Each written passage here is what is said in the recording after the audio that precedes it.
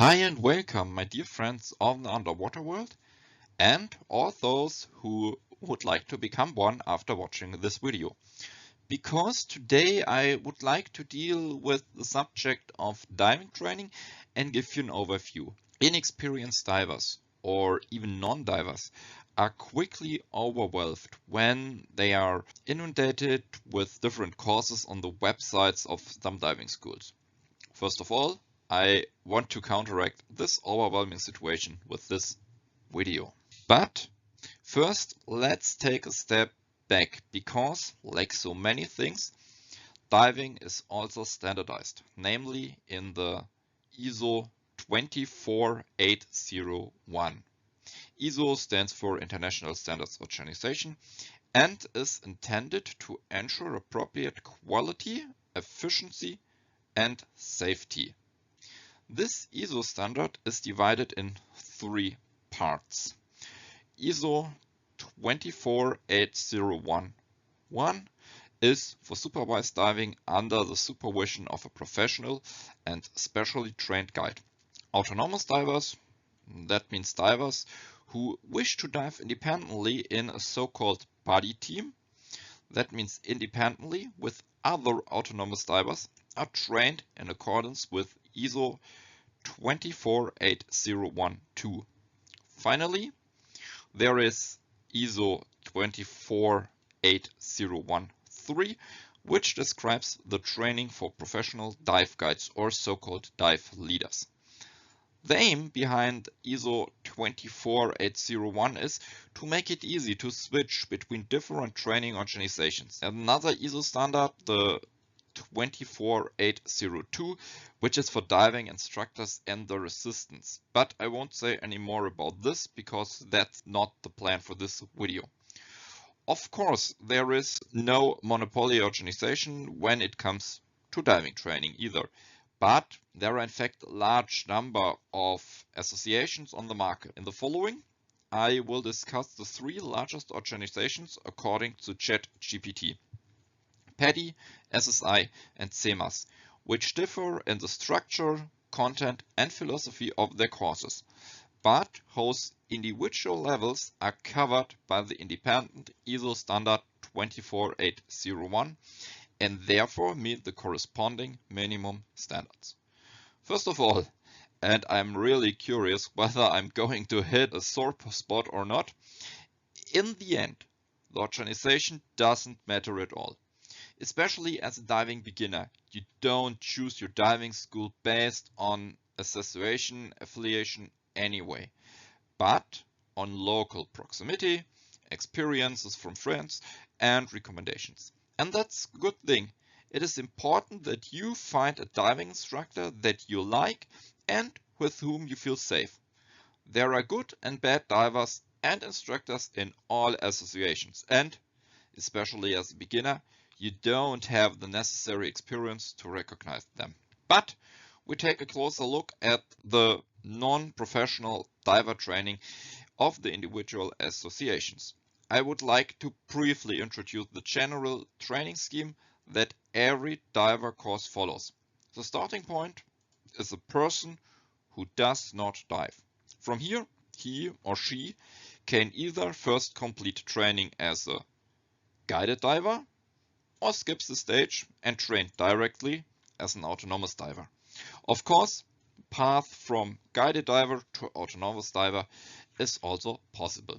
As you can see from the table above, this level comprises several courses, which I will go in more detail at the end of the video. Many divers stay at this level for the rest of their lives, as this is the level at which you can learn the most things and continue training according to your own preferences. This happens in so-called specialty courses, or simply specialties. These are subject areas that provide you with specialist knowledge that give you more confidence. In addition to expanding your skills for special environments such as great depth, current, wrecks, and so on, there are also equipment-related courses such as diving in a tri-suit or operating a scooter. A rough overview of various specialty courses is currently being prepared and will be published on this channel soon. I have also already covered the specialty course The Freeline Diver in great detail in a Dive and Deco talk. The corresponding video will be linked in the video description. Please let me know in the comments if you would like to see such detailed videos on other courses and which courses you would like to see. But back to the training scheme.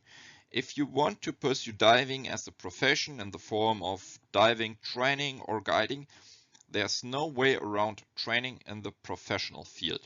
At this point, it is important to note that although this level of training is higher than the autonomous diver, it does not automatically provide you with the same level of knowledge in the relevant specialty areas as the specialty courses. As a diving instructor is particular, you need your own instructor training for most specialty courses, even if this is usually less intensive, as you have already learned the basics of each teaching and dealing with beginners. In the following, I would like to go into more detail about the non-professional diving levels of the associations PADI, SSI and CMAS. Two things first. Firstly, training standards and procedures change from time to time. And secondly, research has shown that it is not at all easy to find out the exact procedures of the individual diving training courses in an equally detailed scope. So please feel free to correct me and forgive me if I have come across some outdated information during my research. Nevertheless, I have also exchanged information with professionals from other associations and would like to take this opportunity to thank Sven from the Rebellera diving group for his time and feedback. This was the only way I could prepare the information to the best of my knowledge and belief. Nevertheless, I am firmly convinced that this overview provides a good overview. If the topic is too boring for you, you are welcome to skip to the end of the video, where I go into more detail on the questions of for whom which level of training is worthwhile and to what courses of the autonomous diver level I think are useful to participate in. As these slides are a bit boring, I promise to go through them quickly. The PADI OWD or open water diver allows you to dive independently in a buddy team at depth of up to 18 meters. The theory is divided into 5 chapters. You have at least 5 dives in so-called confined water and finally 4 in open water. Important skills such as what to do if you lose your regulator, how to deal with a flooded mask, and how to avoid a lung overstretch injury are practiced. PADI allows the dive today philosophy and aims to teach you the basics for safe diving with the first theory lesson and to let you into the water immediately afterwards. Next up is the AOWD, the Advanced Open Water Diver. For 5 so-called adventure dives, which are the first dives of 5 different specialty courses, where deep diving and underwater navigation are mandatory, you will extend your depth limit up to 30 meters. At the same time, this course structure should give you the opportunity to find out where your interests lie in diving. The last non-professional level at PADI is the rescue diver. The theory teaches you about diving stress, emergency management and first aid while diving, as well as self-safety. In the practical part, you will learn and practice various rescue exercises in open water. Training in CPR, cardiopulmonary resuscitation, and first aid is a prerequisite but can also be completed as part of the course. SSI is very similar to PADI in the area of open water diving. There is a theory block and a practical part in which the skills described above for PADI are taught in the pool or in a water with pool-like conditions before being repeated in open water. Here too you can dive in a buddy team up to 18 meters. There are only differences at the next level of diving, which is divided into two parts at SSI. Similar to the Advanced Open Water Diver at PADI, there is the Advanced Adventurer at SSI, which provides an introduction to 5 specialty courses. The first dive of the chosen specialty course is also completed here. The depth limit depends on the course. Once you have completed the deep dive, you are allowed to dive to a depth of 30 meters. The SSI Advanced Open Water Diver is different from the PADI. The prerequisite is 24 logged, that means completed and confirmed dive. By completing 4 specialty courses, you can have this level recognized and be allowed to dive at a depth of 13 meters. The third and final non-professional SSI course is the Diver Stress and Rescue. The theory focuses on dealing with and avoiding stress. Here too, the focus is on rescuing yourself and others. The practical parts takes place in a pool first, where the theoretical knowledge is applied, and then the theoretical and practical knowledge is consolidated in various open water scenarios. The prerequisite here is a CPR certification. The last association we'll look at is CMAS. The first level, CMAS 1 star, includes the theory lessons, at least the pool dives, and then at least 5 open water dives. I don't know the content in detail, but as numerous skills such as handling of flooded masks, recovering the regulator, and safe diving are carried out at many diving centers as part of a so-called check dive. It can be assumed that the content here is also largely congruent with the aforementioned associations. However, open water training can only take place after the theory has been completed. Even if the focus is explicitly on participating in guided diving, the foundations are laid for diving independently as part of a PADI team, and the maximum depth is 20 meters. The CMAS 2-star training again explicitly includes the theory units for independent diving. In practice, the group leadership of equally trained divers as well as dealing with adverse conditions is taught. A minimum of 25 dives are required, 10 of which must have been at a depth of at least 15 meters. The aim is to be able to plan dives and provide appropriate emergency care, and you're allowed to dive with other divers at the same training level to depth of up to 13 meters and even up to 40 meters with more highly trained divers. Finally, the CMAS 3-star training again includes these theory units that build on those of the 2-star and deepen them further. The same applies to the practice, whereby the prerequisites have to course also increased. With this training, you will be able to organize dives and lead them even under difficult conditions. PADI and SSI in particular have very similar training programs. Both associations train to a similar extent and with the same goal, namely to dive independently in a PADI team. The CMAS training is more extensive in terms of time and focuses on the safe participation in guided dives. Of course, the CMAS 1-star training level also offers the opportunity to dive independently in a PADI team, but the main focus is on participating in guided diving conducted by appropriately certified divers. While this aspect is not emphasized with PADI and SSI, here the individual certifications offer extensions of your limits, whereas PADI team diving is tied to those same limits. I have not yet heard of these two associations recommending general participation in guided dives after the corresponding certification.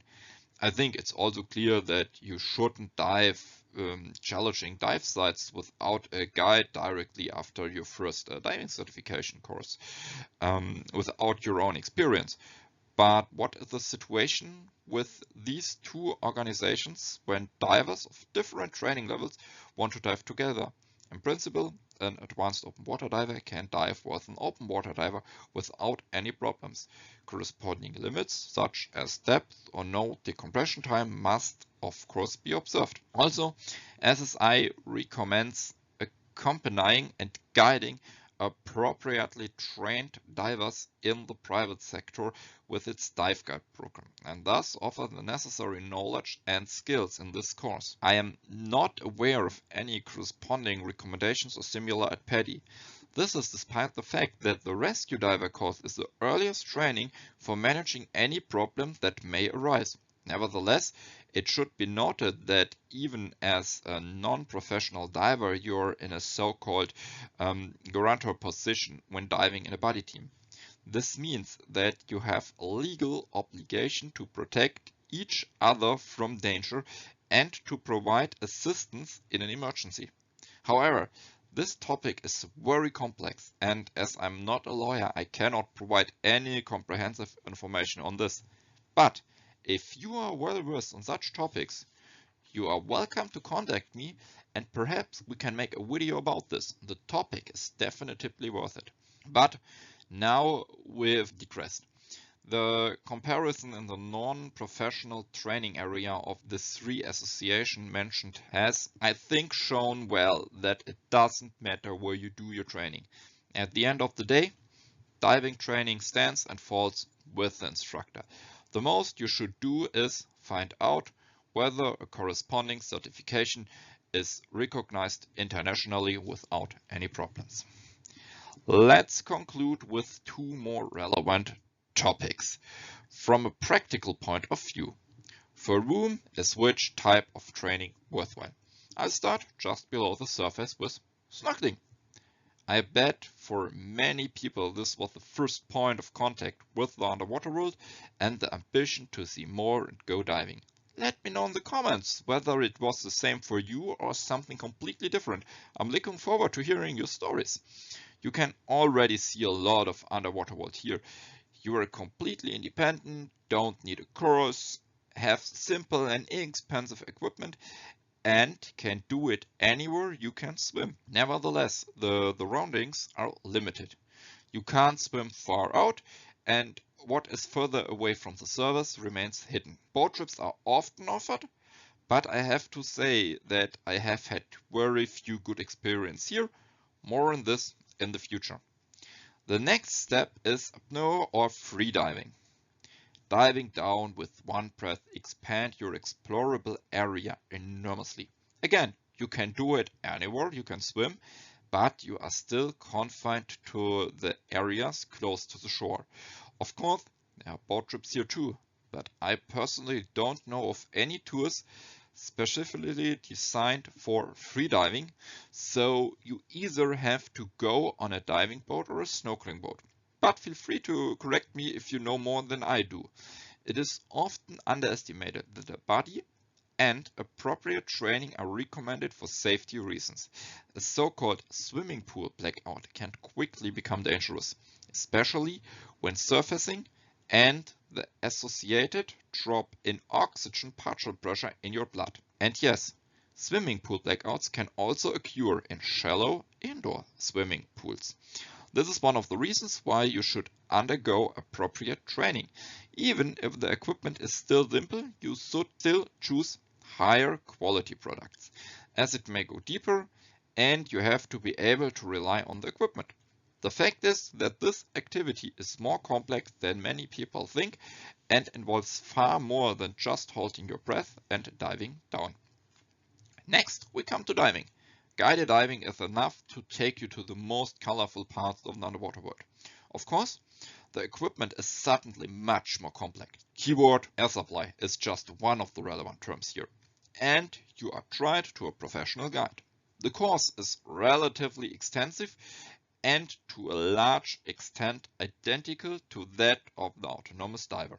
Nevertheless, it may take sense for some people to dive with a guide before diving independently. However, the latter is also possible with autonomous diving. Depending on your level of training, you have significantly fewer limits. Apart from technical diving, you can be trained to such an extent that only the depth limit of 40 meters for recreational diving and the corresponding nitrogen saturation limits your dives. But however you want, all that is up to you. In addition, the open water diver course, for example, is only slightly more extensive than the scuba diver course, and as both are covered by corresponding ISO standards, the equivalent courses offered by other associations will be similar. The equipment remains the same, and you can dive with your friends or family at any time, as long as they are also trained and diving is permitted at the relevant site. My personal opinion is that the advantages of the autonomous diver more than outweigh the minimally reduced scope of the guided diver course, also from a financial point of view, and you can confidently start here. Let's move on to the last point. In view of the fact that autonomous diving involves several levels, the questions quickly arise as to how much training you should undergo. Ultimately, of course, everyone has to decide for themselves. The basic course is compulsory, but you quickly reach the limit, and even if there are guides who will take you deeper than your limit, this practice is more than just questionable. As long as nothing happens, it's easy for everyone to talk. But who is liable and who pays for any recovery measures if in the end it turns out that the guide took you to over 30 meters and you have only just done your open water diver certification? I heard many of these stories in the past, and I was also seeing some when they were practiced by other guides. And even if the guide is a qualified diving instructor without a corresponding course, you don't have the necessary background knowledge to act correctly. After all, you can also get separated. And even if the diving instructor is trained as a deep diving instructor, I always ask myself whether he is not taking other topics and possibly also safety relevant aspects as lightly as the depth limits. Even if such limits can be unsatisfactory, every basic course is ultimately just that, a basic course with basics that can easily be extended. However, the focus here is still primarily on yourself as a diver in order to be able to safely complete every dive. I repeat, within the limits. And that brings us to the next point, a corresponding advanced diving certification. Regardless of which organization you belong to, I have already mentioned that you can extend your depth limit here. But you also learn a lot of new things beyond that, whether it's skills such as underwater navigation or the basics of photography. You expand your limits here, gain a clearer view of your surroundings, and get a taste of the relevant specialist areas at the same time. So, we are underwater, allowed to dive to 40 meters. Technical diving is not for us, and yeah, we are also a good photographer. That's enough. I'm sure some people think so, and that's fine. But the rescue diver, diver stress and rescue, or CMAS 3-star is not in the field of autonomous diving for nothing. I highly recommend everyone to take this course if they can dive safely themselves. Why? Problems rarely arise due to complex technical errors. The right approach to minor problems can often nip serious problems in the bud, and that's exactly what this course is for.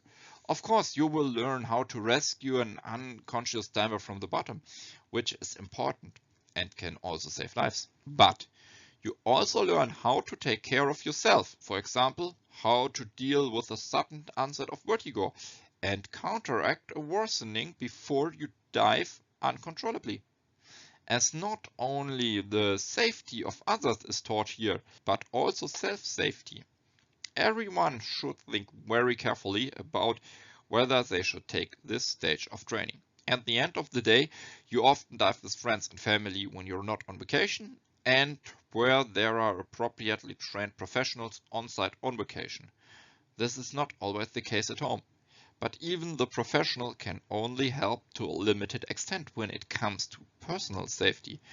Or can you communicate so well underwater that you can tell the guide your problem, he understands it because hand signals are not standardized, and gives you an understandable answer? You are welcome to give me suggestions on how you would signal this to a guide using the above example of the vertigo.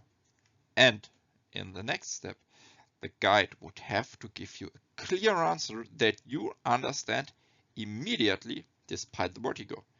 Quickly and clearly, of course, before something worse happens.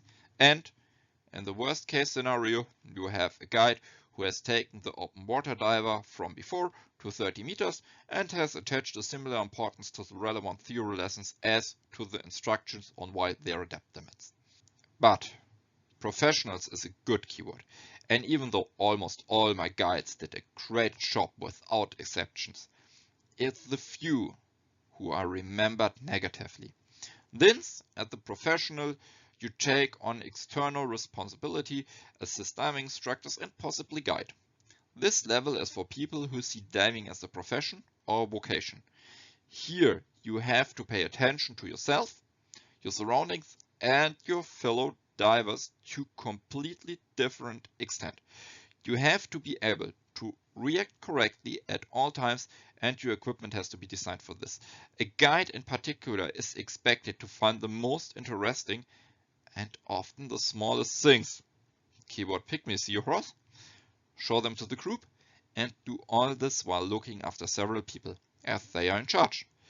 But I don't want to say any more about this now, and the video is aimed at diving beginners or those who want to become one. I think I've gone a bit beyond the scope of this video, so please let me know if the video has helped you or if you would like to dive after all, thanks to this video. I hope I haven't put you off. The topic is a bit more extensive than I originally thought, but as always, I look forward to hearing from you. Also, if there are some comments who say that the video was too long, but to shorten this, I say at this point, all times good air and ciao.